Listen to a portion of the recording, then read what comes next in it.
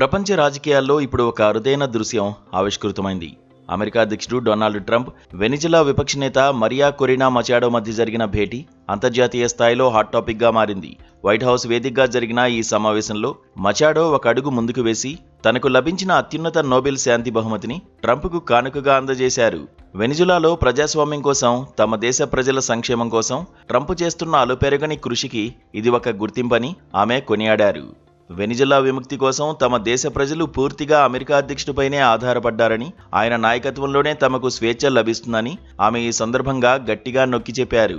ఈ భేటీలో రాజకీయ చర్చలు కూడా ప్రాధాన్యత సంతరించుకున్నాయి. ముఖ్యంగా కరేబియన్ సముద్రంలో అక్రమంగా చమురు రవాణా చేస్తున్న ట్యాంకర్లను అమెరికా దళాలు స్వాధీనం చేసుకోవడంపై వీరిద్దరూ సుదీర్ఘంగా చర్చించారు.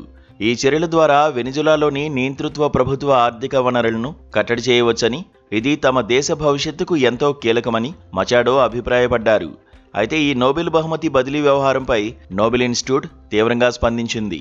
నిబంధనల ప్రకారం ఒకసారి ప్రకటించిన బహుమతిని ఇతరులకు ఇవ్వడం లేదా బదిలీ చేయడం కుదరదని, కమిటీ నిర్ణయమే అంతిమమని స్పష్టం చేసింది. అయినప్పటికీ ఆ నిబంధనలను పక్కన పెట్టి మచాడో తన మెడల్ను ట్రంప్కు అప్పగించడం హాట్ టాపిక్గా మారింది.